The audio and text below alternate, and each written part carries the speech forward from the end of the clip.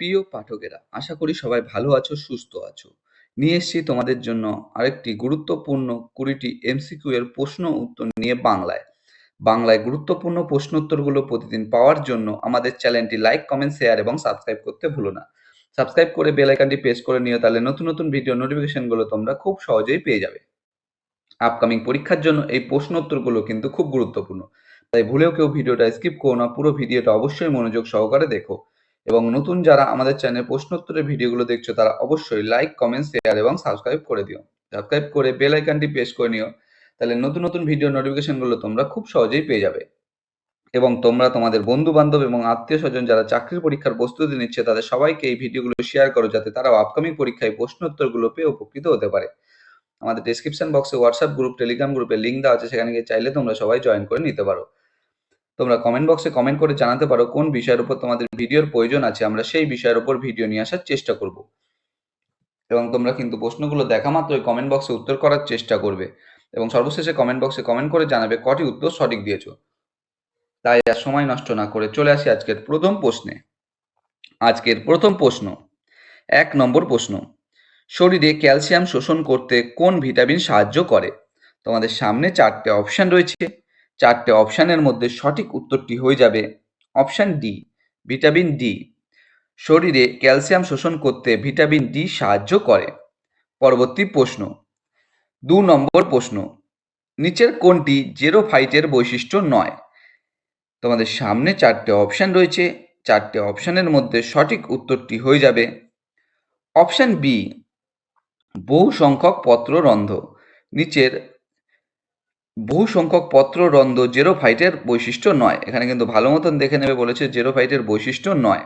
পরবর্তী প্রশ্ন, 3 নম্বর প্রশ্ন, নিচের কোনটি জন্মগত ডিম্বাশয় হাইপোপ্লাসিয়া সিন্ড্রোম নামেও পরিচিত, যা কেবলমাত্র মহিলাদের ক্ষেত্রে দেখা যায়?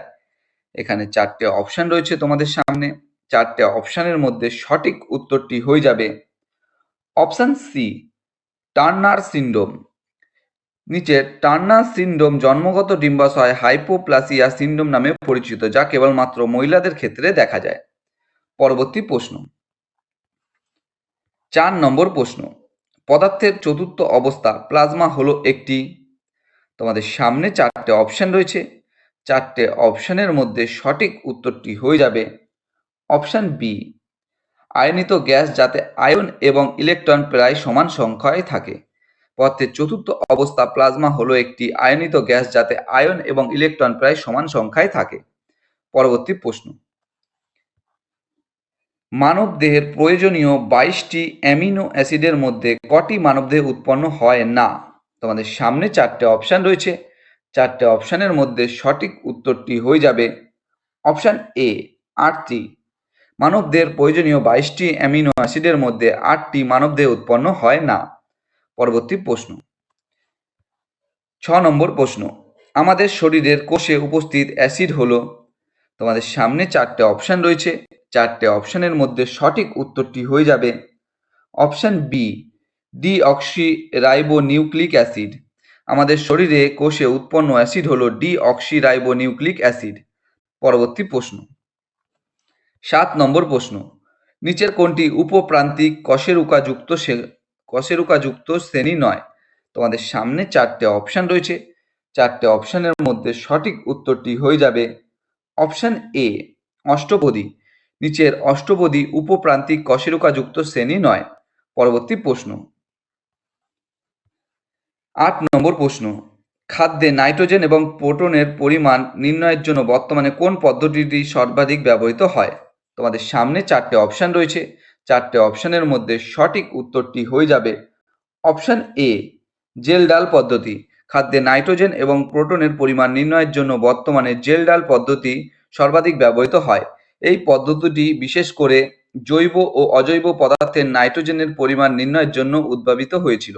পরবর্তী প্রশ্ন, 9 নম্বর প্রশ্ন, লোহার পেরেককে কপার সালফেট দ্রবণে ডুবালে কোন পদার্থটি স্থানচ্যুত হয়? তোমাদের সামনে 4টে অপশন রয়েছে। 4টে অপশনের মধ্যে সঠিক উত্তরটি হয়ে যাবে অপশন এ, তামা। লোহার পেরেককে কপার সালফেট দ্রবণে ডোবালে তামা পদার্থটি স্থানচ্যুত হয়। পরবর্তী প্রশ্ন, 10 নম্বর প্রশ্ন,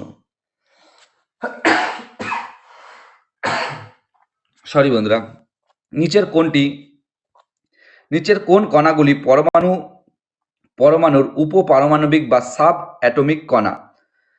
option A electron, 1 electron, 2 proton, 3 neutron, 4 muon.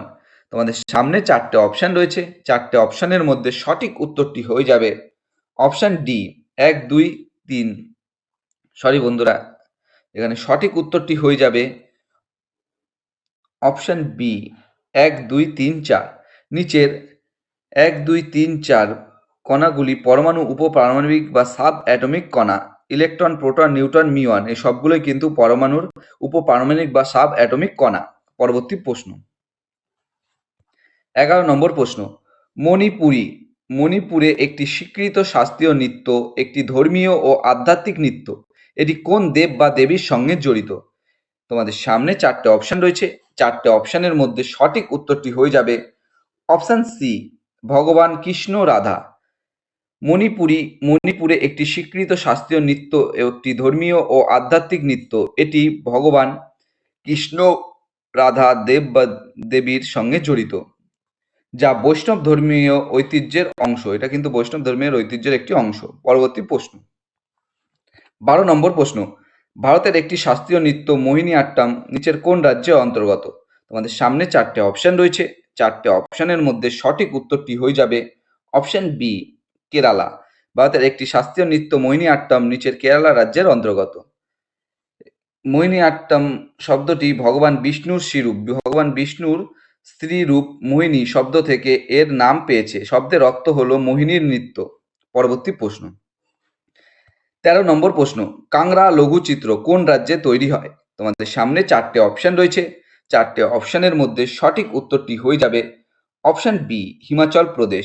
Kangra লঘুচিত্র Himachal Pradesh রাজ্যে অবস্থিত। এটি কিন্তু কাংড়া লঘুচিত্র বা কাংড়া চিত্রকলা, এটি কিন্তু হিমাচল প্রদেশের কাংড়া উপত্যকার একটি চিত্রকলার মূল কেন্দ্র। পরবর্তী প্রশ্ন, 14 নম্বর প্রশ্ন, পশ্চিমবঙ্গের কোন জেলায় তপশিলি জাতির জনসংখ্যার মধ্যে সাক্ষরতার হার সবচেয়ে বেশি? তোমাদের সামনে 4টে অপশন রয়েছে। 4টে অপশনের মধ্যে সঠিক উত্তরটি হয়ে যাবে অপশন সি, পূর্ব মেদিনীপুর। পশ্চিমবঙ্গের পূর্ব মেদিনীপুর জেলায় তপশিলি জাতির জনসংখ্যার মধ্যে সাক্ষরতার হার সবচেয়ে বেশি। পরবর্তী প্রশ্ন, 15 নম্বর প্রশ্ন, বিমস্টেক যুব সম্মেলন 2025 কোথায় অনুষ্ঠিত হবে? তোমাদের সামনে 4টে অপশন রয়েছে। 4টে অপশনের মধ্যে সঠিক উত্তরটি হয়ে যাবে অপশন ডি, গান্ধীনগর। বিমস্টেক যুব সম্মেলন 2025 গান্ধীনগরে অনুষ্ঠিত হবে। এটা হবে না কিন্তু, এটা কিন্তু হয়ে গেছে। এই গান্ধীনগর কিন্তু গুজরাটে অবস্থিত। এটা কিন্তু 7 থেকে 11ই ফেব্রুয়ারি 7 থেকে 11ই ফেব্রুয়ারি কিন্তু গুজরাটের গান্ধীনগরে অনুষ্ঠিত হয়ে গেছে। এটি কিন্তু আয়োজন করে ভারত সরকার যুব বিষয়ক বিভাগ আয়োজন করে কিন্তু এই বিমস্টেক যুব সম্মেলনটি। পরবর্তী প্রশ্ন, 16 নম্বর প্রশ্ন, তৃতীয় পাখি উৎসব কোথায় অনুষ্ঠিত হয়েছিল যেখানে 154টি পাখির প্রজাতি দেখা গিয়েছিল? তোমাদের সামনে 4টে অপশন রয়েছে। 4টে অপশনের মধ্যে সঠিক উত্তরটি হয়ে যাবে option B, Sundarban tiger reserve. তৃতীয় পাখি উৎসব সুন্দরবন টাইগার রিজার্ভে অনুষ্ঠিত হয়েছিল যেখানে 154টি পাখির প্রজাতি দেখা গিয়েছিল। এটি কিন্তু অনুষ্ঠিত হয়েছিল 22 থেকে 26শে জানুয়ারি। 26শে কিন্তু জানুয়ারি কিন্তু অনুষ্ঠিত হয়েছিল। প্রায় এখানে কিন্তু প্রায় 31,963টি পাখি গণনা করা হয়েছিল। পরবর্তী প্রশ্ন, 17 নম্বর প্রশ্ন, থাই পুসাম ভারতের কোন রাজ্যে পালিত একটি ধর্মীয় উৎসব? তোমাদের সামনে 4টে অপশন রয়েছে। 4টে অপশনের মধ্যে সঠিক উত্তরটি হয়ে যাবে অপশন ডি, তামিলনাড়ু। থাই পুসাম ভারতের তামিলনাড়ু রাজ্যের পালিত একটি ধর্মীয় উৎসব। এটি কিন্তু ভগবান মুরগানকে উৎসর্গ করা হয়।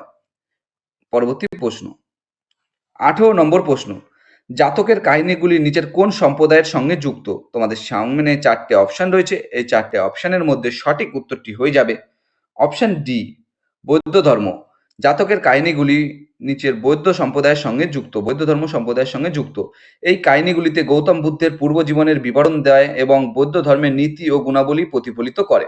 পরবর্তী প্রশ্ন, 19 নম্বর প্রশ্ন, গুপ্ত বংশের নিম্নলিখিত কোন রাজা লিচ্ছবি রাজকন্যা কুমার দেবীকে বিয়ে করেছিলেন? তোমাদের সামনে 4টে অপশন রয়েছে।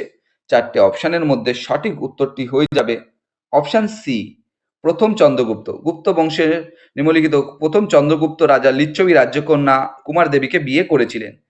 তাদের পুত্র কিন্তু ছিল তাদের এই পুত্রই কিন্তু ছিল সমুদ্রগুপ্ত, যিনি কিন্তু পরবর্তীকালে এই সমুদ্রগুপ্ত কিন্তু পরবর্তীকালে লিচ্ছবি দৈত্য নামেও কিন্তু পরিচিত ছিলেন। পরবর্তী প্রশ্ন 20 নম্বর প্রশ্ন এবং আজকের শেষ প্রশ্ন, পশ্চিমবঙ্গের ভূমি সংস্কার আইন কার্যকর হয় কত সালে? তোমাদের সামনে 4টে অপশন রয়েছে, 4টে অপশনের মধ্যে সঠিক উত্তরটি হয়ে যাবে অপশন বি 1956 সালে। পশ্চিমবঙ্গের ভূমি সংস্কার আইন কার্যকর হয় 1956 সালে। এটি কিন্তু 1955 সালে প্রণীত হয়েছিল এবং 1956 সালে কার্যকর হয়। এই আইনের লক্ষ্য ছিল প্রান্তিক চাষিদের মধ্যে জমি পুনর্বন্টন করা এবং ঔপনিবেশিক যুগের ভূমি বৈষম্য দূর করা। বন্ধুরা, তোমাদের জন্য আজকে এই 20টাই প্রশ্ন উত্তর ছিল। 20টা প্রশ্ন উত্তরের মধ্যে তোমরা কটি সঠিক উত্তর দিতে পেরেছো অবশ্যই কমেন্ট বক্সে কমেন্ট করে জানিও। এবং তোমাদের যদি প্রশ্ন উত্তরগুলো পেয়ে উপকৃত হয়ে থাকো অবশ্যই আমাদের চ্যানেলটি লাইক, কমেন্ট, শেয়ার এবং সাবস্ক্রাইব করে দিও। সাবস্ক্রাইব করে বেল আইকনটি প্রেস করে নিও, তাহলে নতুন নতুন ভিডিও নোটিফিকেশনগুলো তোমরা খুব সহজেই পেয়ে যাবে। নতুন যারা আমার চ্যানেলে প্রশ্ন উত্তরের ভিডিওগুলো দেখছো তারা অবশ্যই লাইক, কমেন্ট, শেয়ার এবং সাবস্ক্রাইব করে দিও। সাবস্ক্রাইব করে বেল আইকনটি প্রেস করে নিও এবং তোমরা তোমাদের বন্ধু বান্ধব এবং আত্মীয় স্বজন যারা চাকরির পরীক্ষার প্রস্তুতি নিচ্ছে তাদের সবাইকে এই ভিডিওগুলো শেয়ার করে দিও। এবং তোমরা কমেন্ট বক্সে কমেন্ট করে জানিও আজকে তোমাদের এই প্রশ্ন উত্তরের ভিডিওগুলো কেমন লাগলো। এবং তোমাদের কোনো অন্য বিষয় যদি ভিডিওর প্রয়োজন হয় অবশ্যই কমেন্ট বক্সে কমেন্ট করে জানিও।